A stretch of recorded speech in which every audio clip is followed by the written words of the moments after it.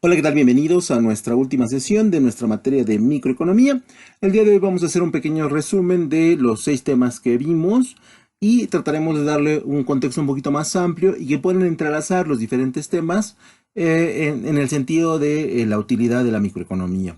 Esto viene a colación por la tarea que les dejamos y bueno, pues en función de eso vamos a tratar de hacer un video realmente corto porque esto evidentemente ya se explicó y bueno, pues vamos a tratar de, repito, de que ustedes vean cómo se enlazan los diferentes temas para que la microeconomía tenga sentido desde el punto de vista económico y sobre todo desde el punto de vista administrativo. Y sin más que agregar, bueno, pues comencemos, muchachos, por favor. La idea básica que presenta la microeconomía es la siguiente. La economía es una ciencia social que estudia la forma de administrar los recursos disponibles para satisfacer las diferentes necesidades humanas. Además, también estudia el comportamiento y las acciones de los seres humanos. Y dado que los recursos del planeta son escasos y desgraciadamente no todos podemos disponer de todo, nos vemos obligados a administrar esos bienes para conseguir lo que nos falta. Estos 3 conceptos son la idea básica de por qué existe la microeconomía. Y la microeconomía estudia y contextualiza estos elementos, estos enunciados, para poderle dar sentido a la economía. Porque recordemos que la economía es el elemento base primordial de la sociedad. Podrían no existir los gobiernos, pero la economía existiría. Podrían no existir las leyes, pero la economía existiría utilizando ciertas normas y ciertos criterios para comercializar productos. Entonces, por eso es que es tan importante entender esta premisa y entender estos enunciados.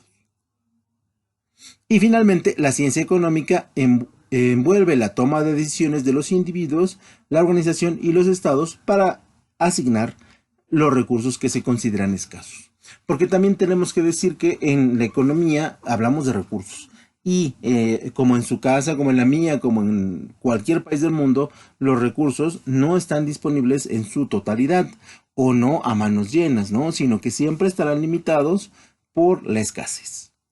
Y entonces es ahí donde la microeconomía surge porque necesitamos administrar los recursos y necesitamos por el otro lado satisfacer las necesidades humanas y entonces es cuando decidimos darle un enfoque administrativo a la microeconomía considerando los siguientes puntos. El primero es que tenemos 2 tipos de hombres que se deben ajustar a las realidades existentes. El primero es el hombre económico, donde hay una certidumbre de recursos y donde hay una abundancia de los mismos y las decisiones que puede tomar este hombre siempre serán basadas en que tiene todo de todo y eso le facilita la existencia de alguna otra manera.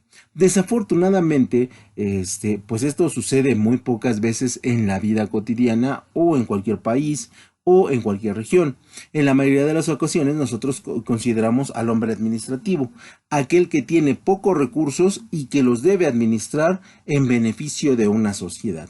Y bajo ese concepto, el hombre administrativo estará siempre tomando decisiones y estas decisiones tendrán que ser revisadas bajo el enfoque de eficiencia y efectividad que pueda tener.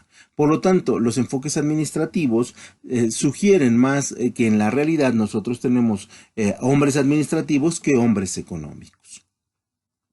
Y una vez que nosotros entendemos la diferencia entre un hombre económico y un hombre administrativo, tendríamos que pasar a la cuestión racional. Y la cuestión racional no es otra cosa más que cómo ejecutamos procesos de pensamiento en función de la escasez o de la abundancia de recursos que nosotros tengamos.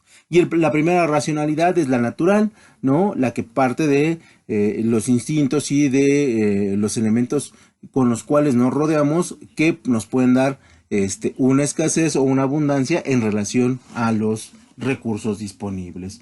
Un hombre que tiene un río cerca nunca va a pensar en la falta de agua. Un hombre que tiene un sembradío de árboles frutales jamás va a pensar en hambre. Pero pasa lo contrario, si estamos en un desierto, ¿qué recursos podríamos tener? ¿Y qué vamos a pensar?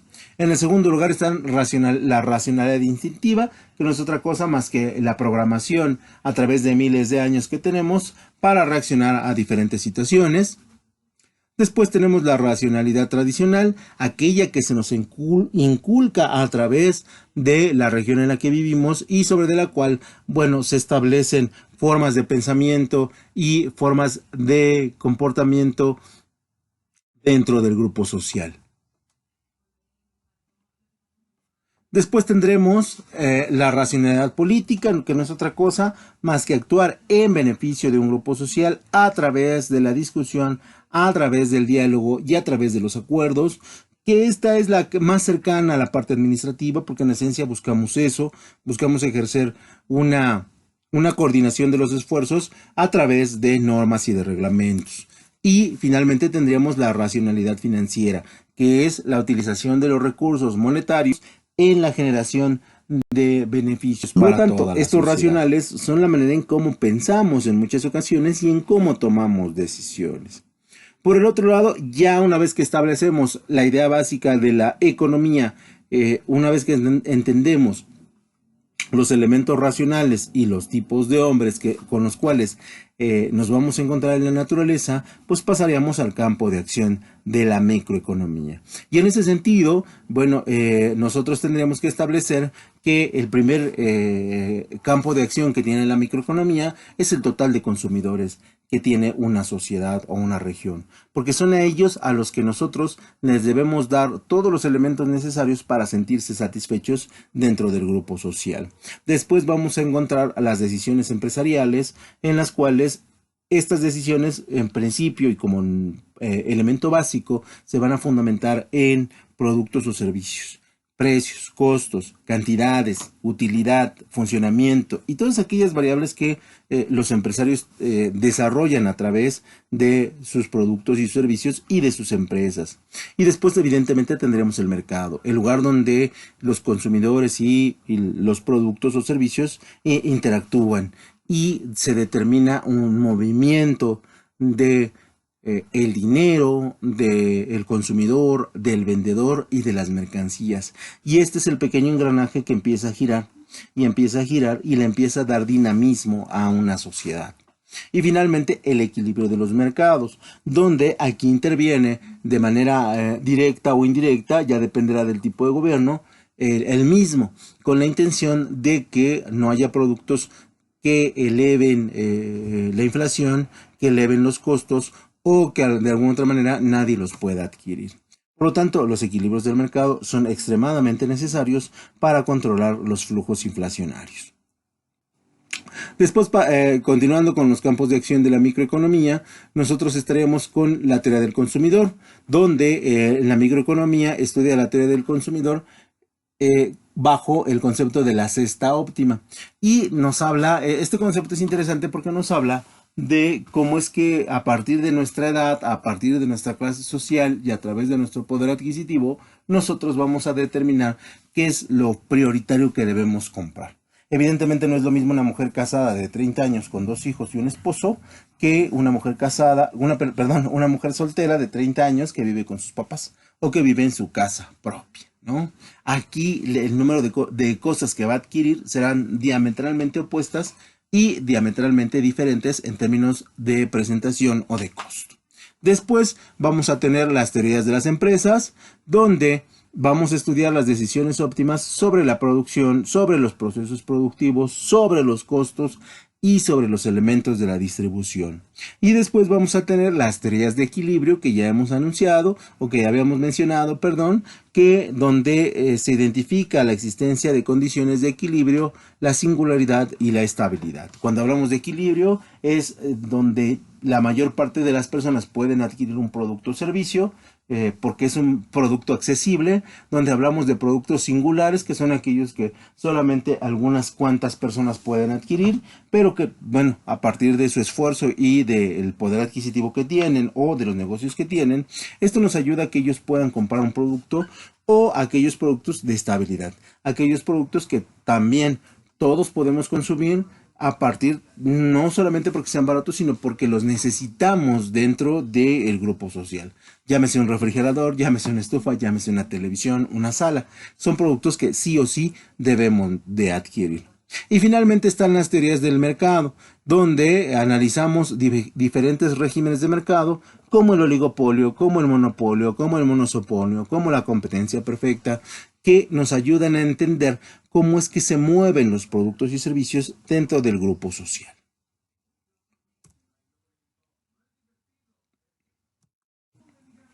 Y luego pasaríamos a la clasificación de los mercados, porque el mercado es el elemento, digamos, central entre el consumo y la empresa.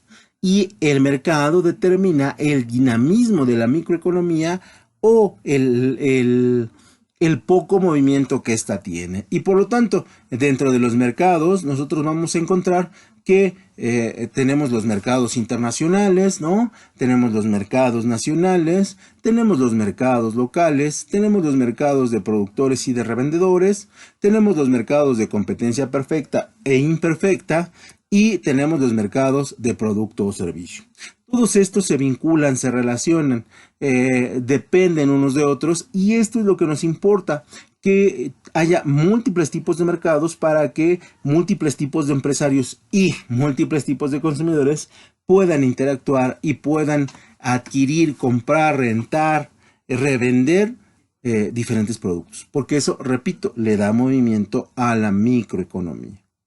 Luego vendrían las teorías del consumidor, ¿no? Ya tenemos los mercados y su clasificación y luego vendrían las teorías del consumidor, donde el consumidor va a tener aspectos internos y externos sobre la adquisición de bienes y servicios, donde los aspectos internos son todos los elementos que intervienen dentro del individuo, su personalidad, su visión del mundo, su nivel de deseos o motivaciones para adquirir bienes y servicios, mientras que los aspectos externos provienen de lo que rodea a la persona.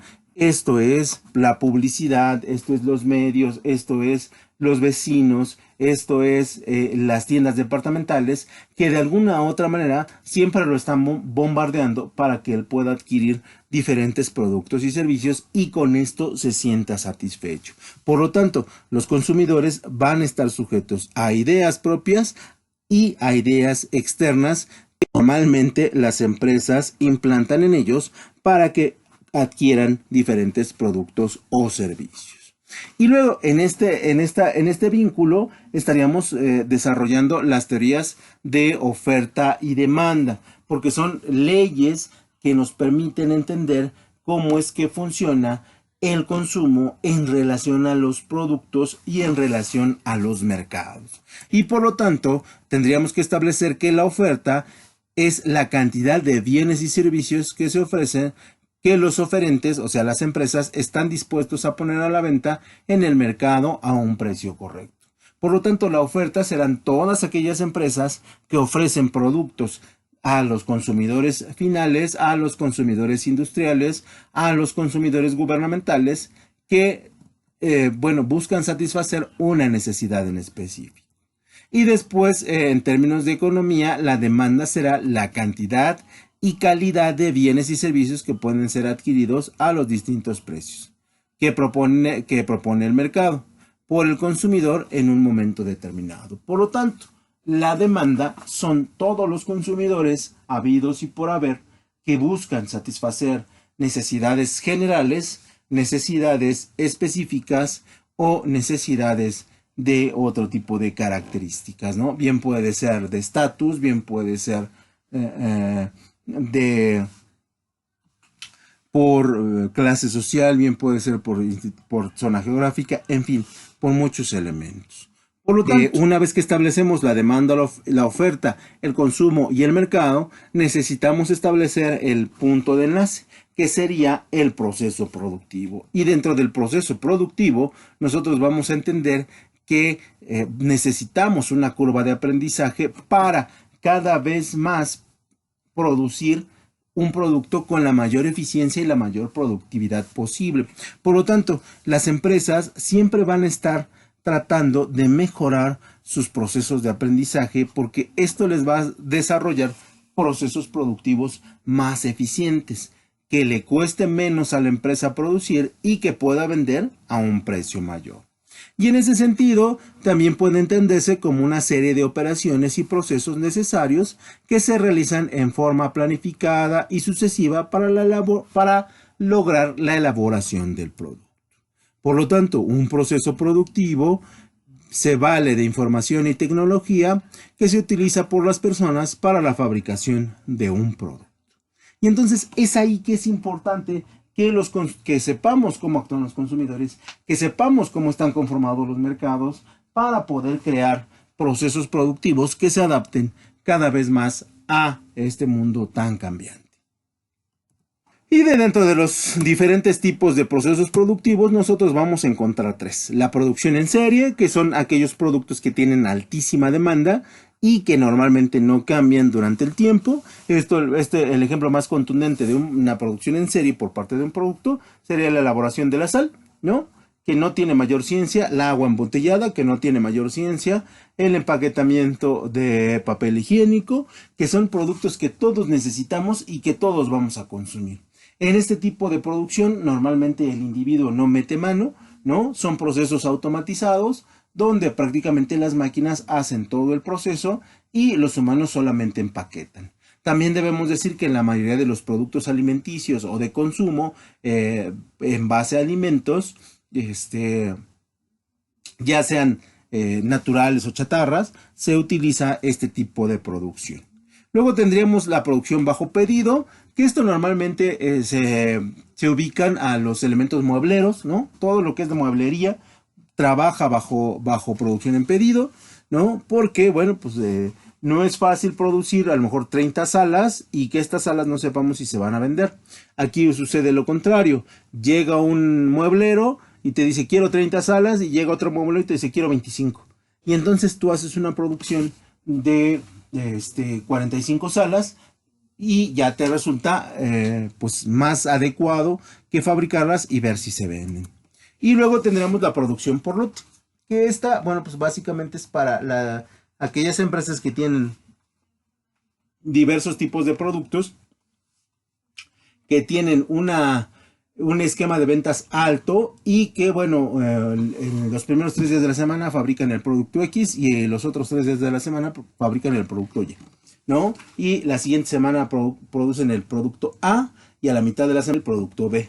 Y así, porque tienen esta capacidad de vender mucho y de que los consumidores aceptan perfectamente bien sus productos. Entonces, esos son los 3 tipos de productivos en general. Una vez que analizamos el proceso productivo y que sabemos que siempre lo vamos a mejorar, ya empezaríamos a hablar en ese punto de productividad. Y la productividad es una medida económica que calcula cuántos bienes y servicios se han producido por cada factor utilizado.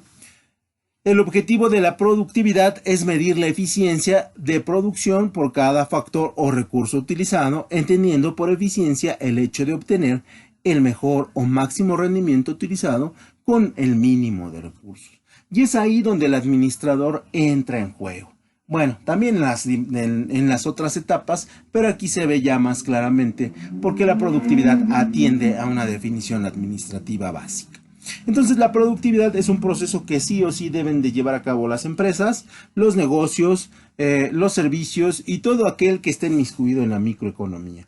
Ya seas un intermediario, ya seas un productor final, ya seas un productor en pequeña escala, tú debes ser productivo siempre. Y la productividad es obtener el máximo rendimiento utilizando el mínimo de recursos. Ya desde el punto de vista social, también la productividad es un elemento de explotación, pero bueno, eso será discusión de otro tema. Dentro de la productividad nosotros vamos a analizar los costos, donde un costo está integrado por los materiales directos en los procesos de fabricación, la mano de obra directa en los procesos de fabricación y lo que nosotros conocemos como los costos indirectos. Aquellos costos o gastos que nosotros hacemos por el consumo de luz, el consumo de internet, el sueldo de la secretaria, el sueldo del gerente, que no entran dentro del proceso productivo, pero que sí son importantes a la hora de del proceso de fabricación. Los costos se van a clasificar de la siguiente manera. Primero, como costos directos, aquel que se puede repartir objetivamente entre los distintos productos, ya que se sabe con total precisión en qué medida cada uno de ellos es responsable de haber incurrido en este costo. Y después los costos indirectos, aquel que no se puede repartir objetivamente entre los diversos productos, ya que no se conoce en qué medida cada uno de ellos es responsable del mismo. ¿Sabes cuánto el gerente aportó en ese proceso productivo en serie, por pedido, por lote, y por lo tanto a él lo consideramos un costo indirecto? Y ya finalmente hablaríamos del punto crítico, que el punto crítico es el equilibrio y es una herramienta insustituible para tomar decisiones financieras, ya que determina la unidad a producir o vender para no generar utilidades, utilizando costos fijos y variables, así como los ingresos de un periodo determinado.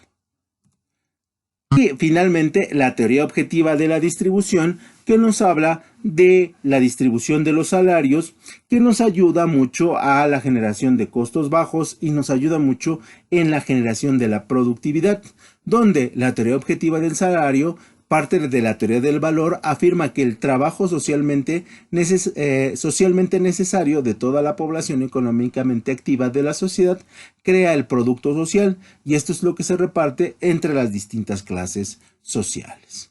Y esto sería todo por mi parte, muchachos. Les agradezco mucho estas sesiones y bueno, pues esperamos que haya sido de su agrado y hayan aprendido algo. Y sin más, pues me despido. Hasta la próxima.